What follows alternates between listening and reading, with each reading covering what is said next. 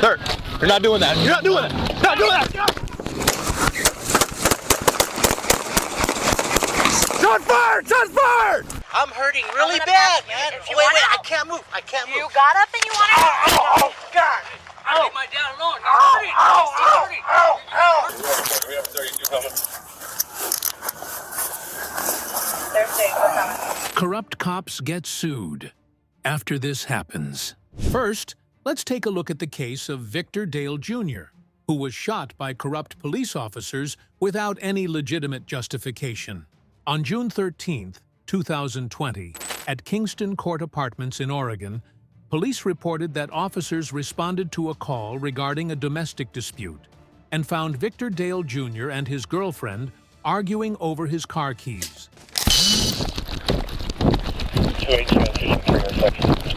Hey, what's up? Let's go over here. Hey, what's Let's go over here. Let's go over here. Let's go over here. Are you guys the one that's fighting? Fighting? Hey, that's what. We just having to talk about Just stay over here. Northwest corner. Just stay over here for now. That's it. We just having to talk about our daughter. He's walking. Yeah, roll it up, bro. Ma'am, you need to stay over here. We're just having to talk about our daughter. Okay. You good? I'm good. So what's going on tonight? We just got back. From where? I was at my cousin's. Okay. Mind just hanging tight for me? Huh? You said mind just hanging tight for me real quick?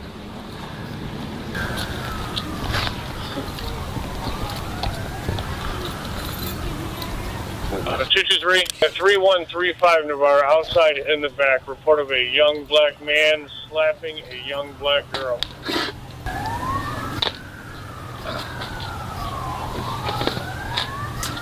Dale immediately got into his vehicle and attempted to drive away. Officer Joel Turner deliberately positioned himself in front of the car.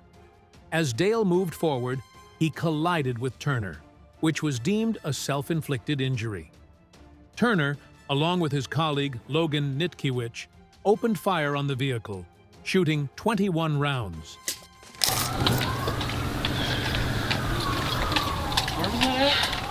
We're good over there. That was like a prank. Hey. Sir. Sir, you're not doing that. You're not doing that. You're not doing that. Shot fired! Shot fired! He's fleeing northbound.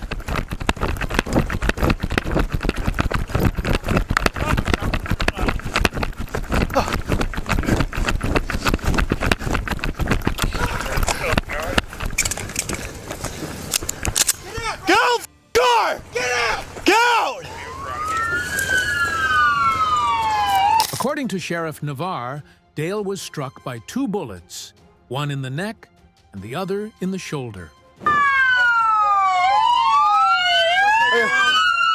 Hey, contact. Pull over.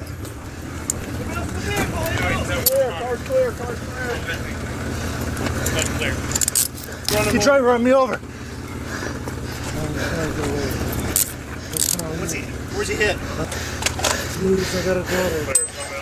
Hey, where you shot, man? Where you shot? Great, get him on the side.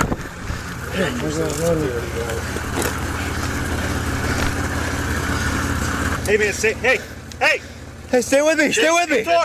Stay with me. What's your name? What's your name? Hold his head up. 2 Oregon police officers will be suspended for 30 days without pay for the shooting of Victor Dale Jr.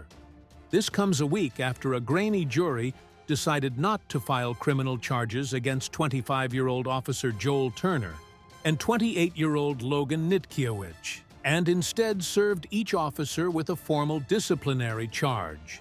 Victor Dale Sr., Victor Dale Jr.'s father, responded to the disciplinary action.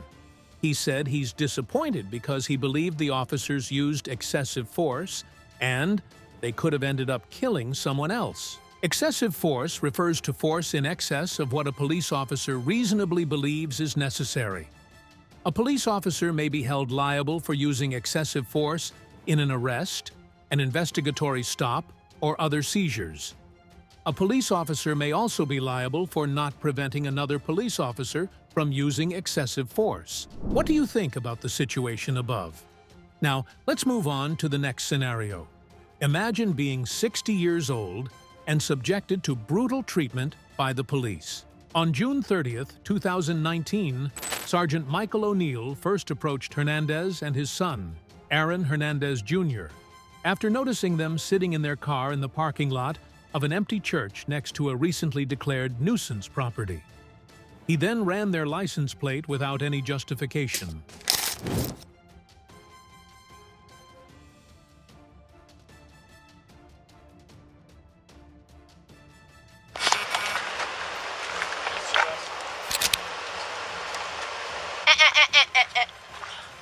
No, hey, let go Stop. of me. Stop. Let go of me. Stop. I'm hurting. I'm hurting really Okay. bad.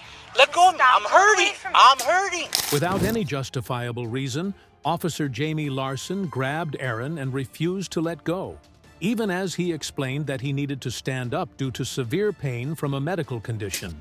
I'm hurting really gonna bad, pat you man. if you Wait, want I out. can't move. I can't move. You got up and you want to. Oh, God. Leave my dad alone. You're hurting. You're hurting. I'm hurting. I can't, man. If you put your You hands behind your stupid back. idiot. Okay. Let go of me. I'm hurting, man. I'm hurting really bad. I'm hurting, man. Hey, hey! Don't do that to my dad! Don't do that to my dad! Oh, Don't do that to my dad! I'm hurting, man. Please. I'm hurting. I got a bad leg, man. I got a bad leg, man. Knee me in the balls? What the fuck is wrong I with you? can't help it, man. Ow. What is your name? You guys hurt him, man! What's your name, boy? Don't be kicking me. It's even more disgusting that the officers at the scene didn't stop Jamie Larson, but instead assisted her in committing the crime. No, I can't move. My body is freaking hurting. Well, you sure were You fighting just good. kicked the shit out of us. I didn't kick the shit. My leg is freaking hurting so bad. Do it. Knock it off. I know what I can do. I got my leg. I haven't patted him down, so I don't know what he's doing. Nothing. I'm hurting. I swear I am very hurt bad, man. I can't sit up. Stand me up, please. Stand me up.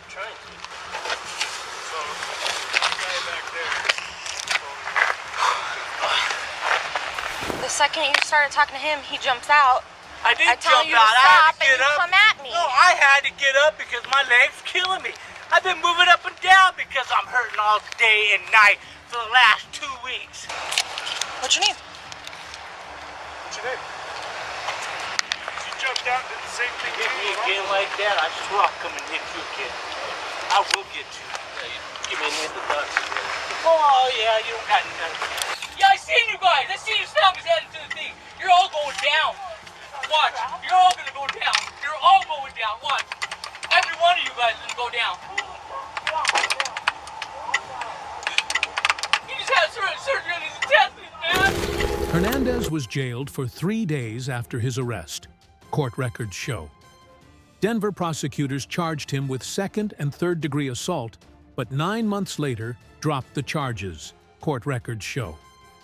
Officer Larson and Officer Johnson caused Mr. Hernandez's prosecution and confinement by intentionally making false statements in their police reports, which directly led to the charges against Mr. Hernandez, the lawsuit states. The defendant officers did this in order to justify their gratuitous beating of plaintiff, a disabled elderly man, and give them cover for inflicting visually disturbing injuries. None of the officers were disciplined for the incident, Hernandez's attorney Burke Baumgartner said. The case Delaware v. Prowse, 1979, states, except where there is at least articulable and reasonable suspicion that a motorist is unlicensed, or that an automobile is not registered, or that either the vehicle or an occupant is otherwise subject to seizure for violation of law. Stopping an automobile and detaining the driver in order to check his driver's license and the registration of the automobile are unreasonable under the Fourth Amendment. Force alone isn't enough for some officers. There are cases where they go so far as to take the life of an innocent person. On November 28, 2024, in the Sherbondi Hill neighborhood, 2 officers heard gunshots shortly after 11 p.m., prompting them to investigate. Upon encountering 15-year-old Jasmir Tucker, the officers chased him with a rifle in hand and shot him.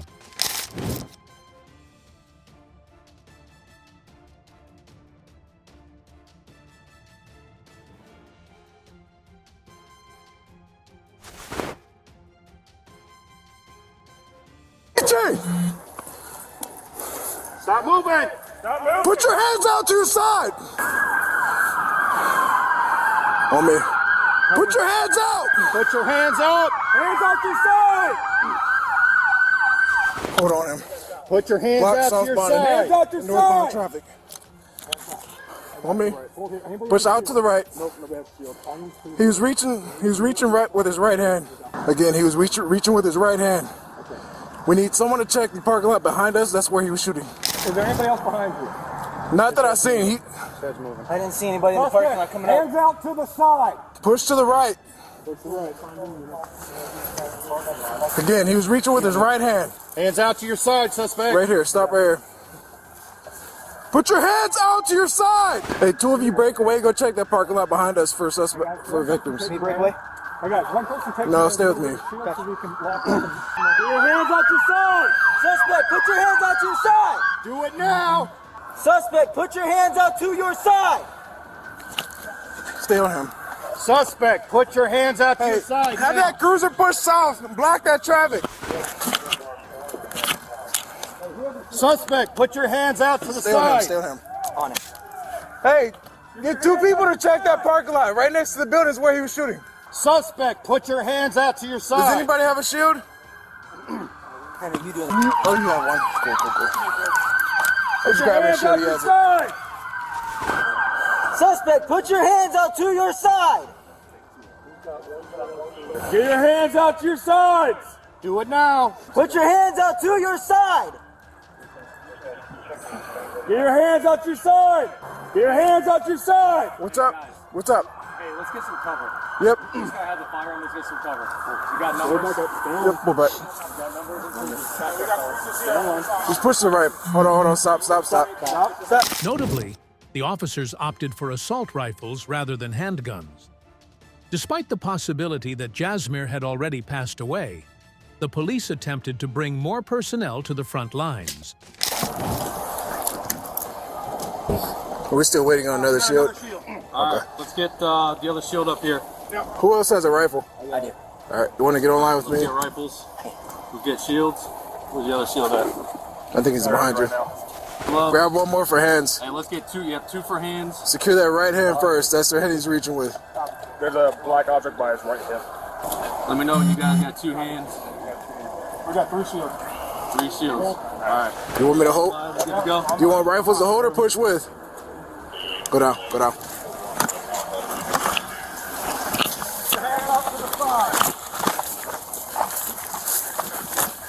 Please put your hands out to the side. You got additional hands. You got hands. Push up. Go.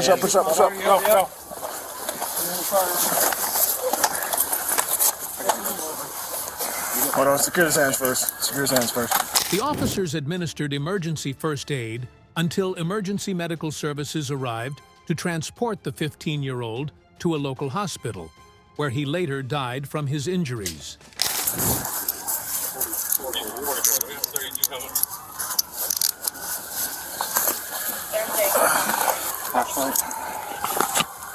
Gotta keep on giving aid. You got EMS is coming.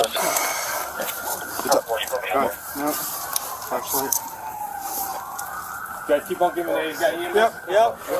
Got a gun. What's that? Put it down. Don't flag yourself. Yep, just leave it. We have 32 coming. They're safe. We're coming. Gun. No. Flashlight. Gotta keep on giving aid. You got EMS. Yep. Got a gun. No. High back kit. What's that?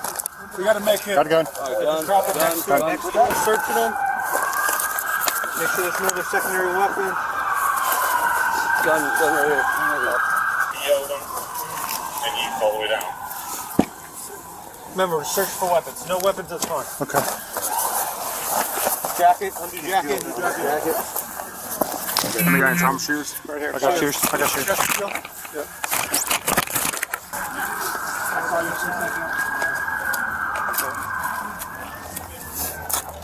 Taking a bite. EMS is here. Thanks, Dave. Thanks, face. EMS is nothing. Don't let it fall on itself. The Fraternal Order of Police Akron Lodge No. 7 Police Union wrote on Facebook that its officers are cooperating with the investigation.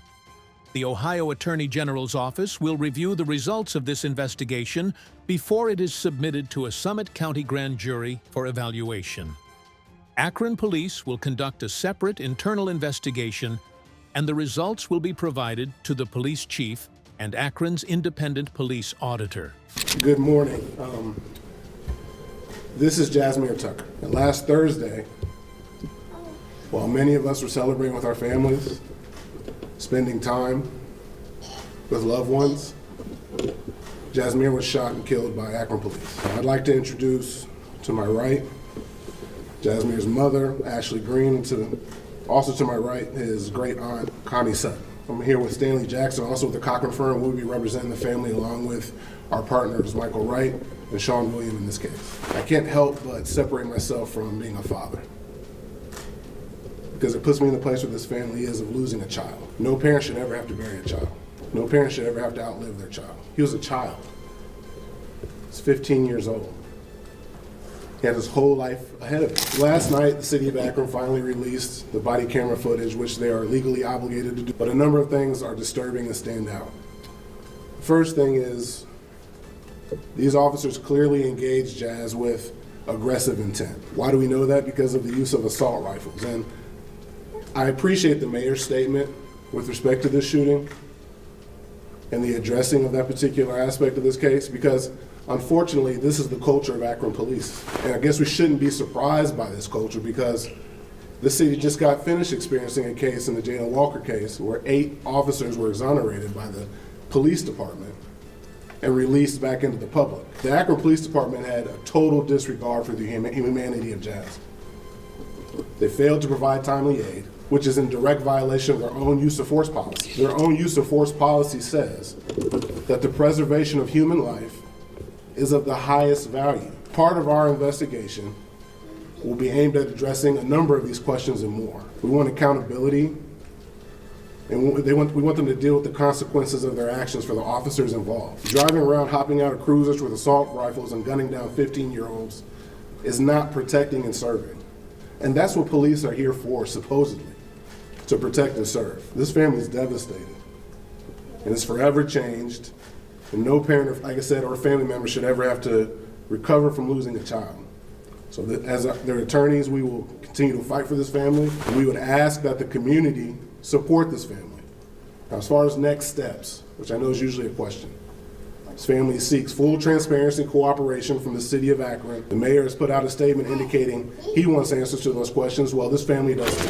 In the case of Tennessee versus Garner, 1985, it is stated that under the Fourth Amendment of the U.S. Constitution, a police officer may use deadly force to prevent the escape of a fleeing suspect only if the officer has a good faith belief that the suspect poses a significant threat of death or serious physical injury to the officer or others. Here, the decision to use an assault rifle instead of a handgun is particularly alarming, as it could be seen as an unnecessary escalation. I'm going to suggest that they file charges for solicitation of a minor, prostitution within 1,000 feet of a church, and transporting for the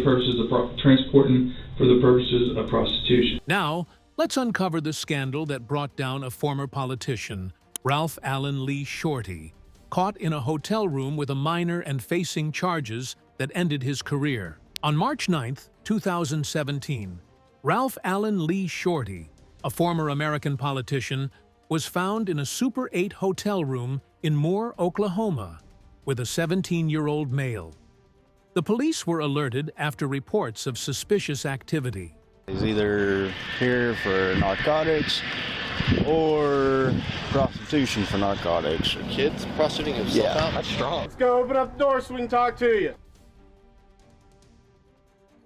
What we are worried about is you having juvenile in there. Show me your hands. Okay.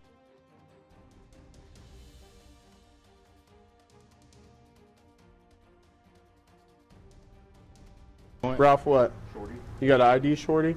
Shorty doesn't sound like a last name to me. The officers at that time had no idea. When police arrived at the motel room, they immediately detected the strong smell of marijuana.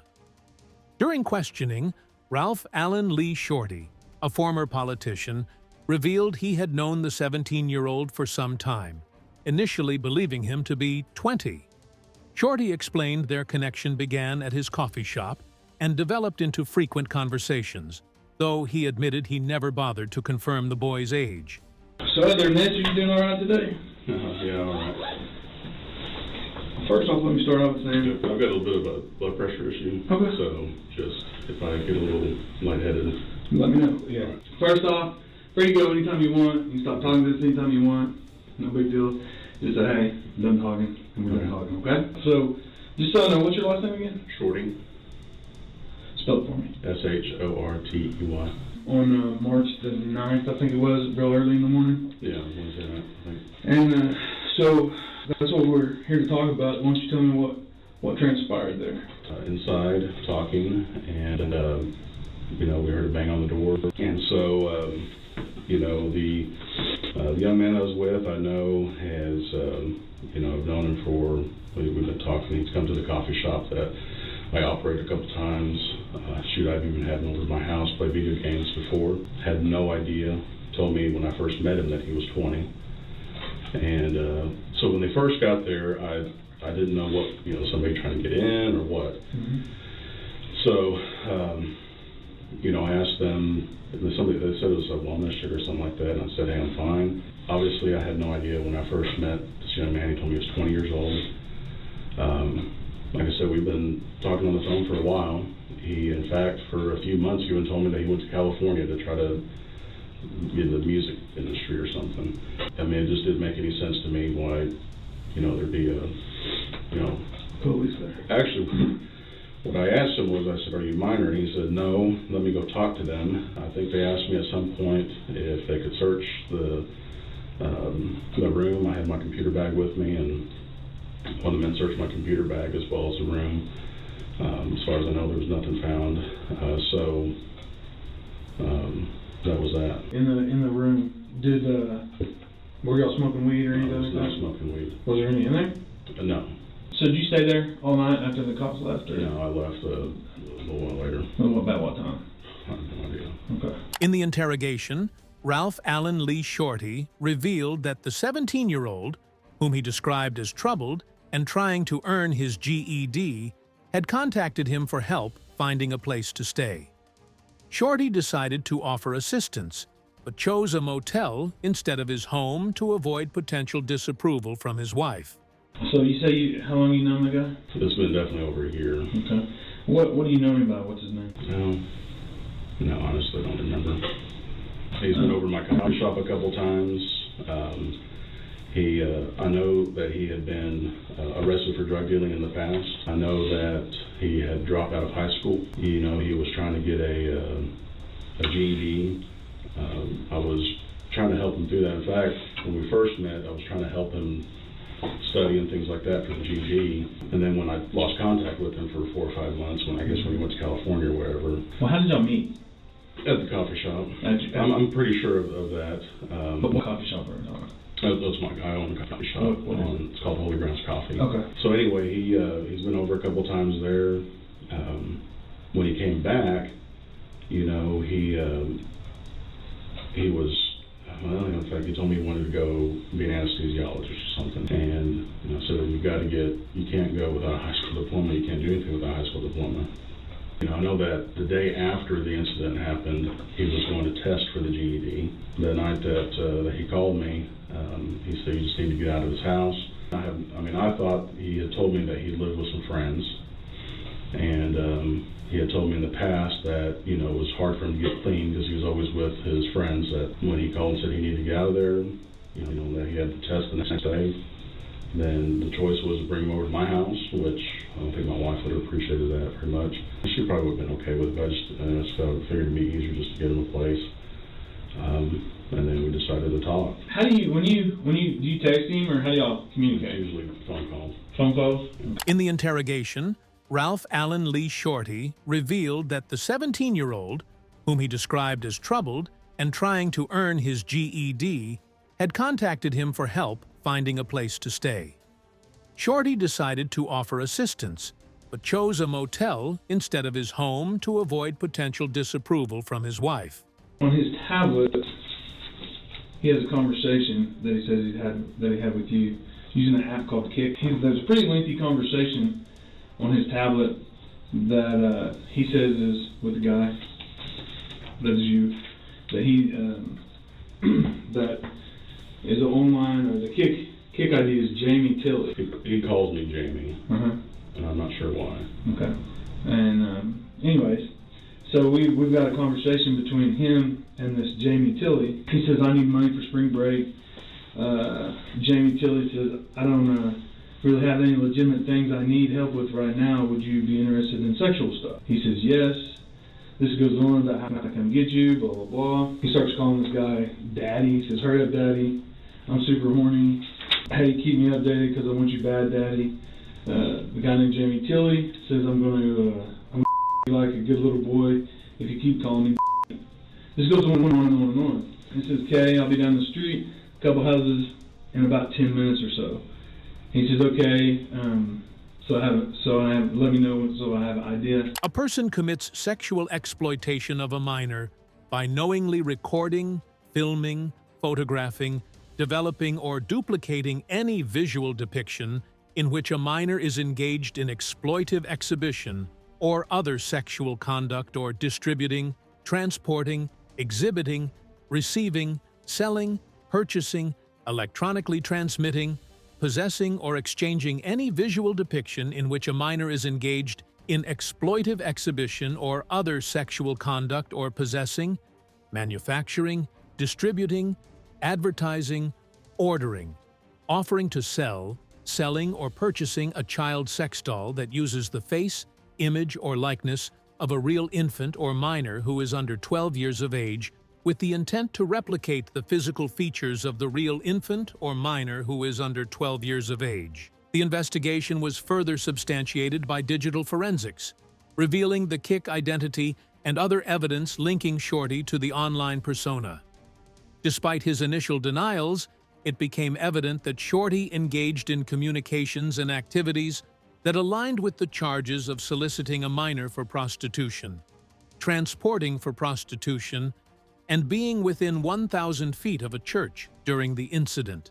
We've got a witness, pardon me, we've got a witness that sees him get in a white Grand Cherokee, and they follow that white Grand Cherokee to the hotel, well, first to 4th and Eastern, and the intern calls the police, and the police show up there to 120, knock on the door, and then you come out. You told officers that you had online identity Jamie.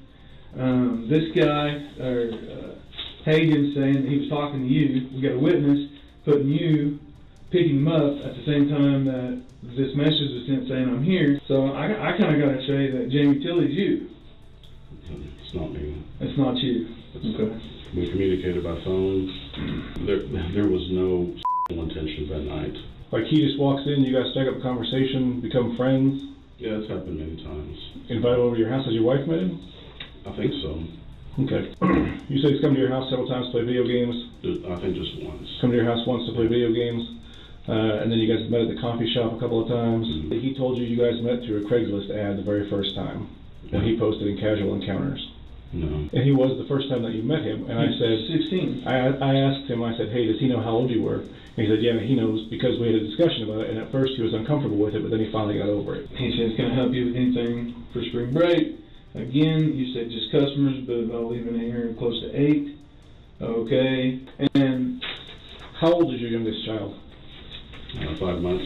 So he's telling me that when he first met you through Craigslist, that he had posted an ad in Casual Encounters, and that he had a lot of responses for it, but that you said that you wanted him to to mess around with your wife while you watch. So here's the deal, Ralph. You and I both know what the truth is, and the truth is not what you're telling us.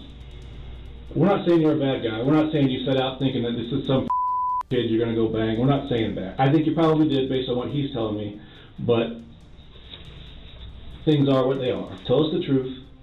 Get it out there. Let's get this over with, get this behind us so we can all move on. You're telling us part of what happened, but you're not telling us what's going on. You told the officers there that you had an online identity of Jamie. He's talking about, you talk about in these texts when this Kick account, about your kids and your kid being sick and your coffee shop and that you got customers left and that you close at 8. I mean, it's clearly you. And we've got a witness that put you there. I absolutely picked him up. When you say I'm here, the witness is waiting down the street because she thought it was jacked up. She thought it was jacked up that he wouldn't tell her where he was going or anything like that. So she sits down the street and waits. And then she gets scared and wondering what the heck's going on, so she calls the police. Or calls his dad. And who in turn calls us. We're trying to give you an opportunity, all right, to help yourself out here, all right? Electronic, I mean, we have his device. These are just photos of it. We actually have downloaded the entire device now. So we have everything that y'all said that night, everything. So we have the entire conversation. But you can look at it. Yeah, you can look at it. We have the entire conversation because it never hit the network again. This is with the minor, then 1,000 foot of a church, which are both felonies, and then transporting for the purposes of prostitution, which is a misdemeanor. I'm telling you, that's not me. It clearly is you. Ralph, that's a lie. You're lying to us right now. That's clearly you. Daughter sick, coffee shop, I'm here and you're there. I mean, that's not true. Hold on. Yeah, there was condoms in your bag. The cops saw them. That's just absolutely not true. I did not show up there for any sexual thing. Well, then there's also weed, marijuana that was in a green plastic container with labels from Colorado that was in the room. Did you ever touch that bottle? No. So there's no way your fingerprints will be on it? No. Okay. Yeah, because we have the bottle. Like I said, we don't think you're a bad guy. We think you made a bad decision. There's a big difference. No, I just don't know why you would do that. I honestly don't know. Because it's true. It's not true. I mean, he's 17. He's 17. About that too. Okay, well, for all practical purposes, let's say he did lie about that. I'm giving you an opportunity here, and he told me I shouldn't, but I am. I'm giving you an opportunity to do it, to take responsibility for it and make it a little bit easier on yourself. If you don't want to take it, that's fine. I'm taking this case to the Cleveland County District Attorney's Office. Okay? I'm going to suggest that they file charges for solicitation of a minor, possession or prostitution within 1,000 feet of a church, and transporting for the purposes of prostitution. Obviously, I've given you the opportunity. I'm giving you an opportunity to help yourself out, to tell us what happened.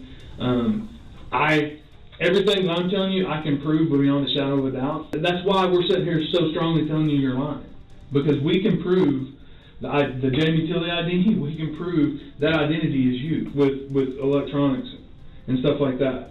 That we can recover and stuff like that, with warrants and everything. So I'm telling you right now, but beyond a shadow of a doubt. Shorty's arrest led to swift repercussions. The Oklahoma Senate unanimously voted to strip him of his privileges, including his office, parking space, and committee positions. Despite these measures, Shorty maintained that he never intended to break the law. He stated that he did not know the boy was a minor, although evidence painted a different picture. Shorty later faced 3 felony counts, and the fallout from this scandal marked the end of his political and public career. Don't forget to subscribe so you won't miss our future videos. Thank you for watching, and we look forward to seeing you in the next one.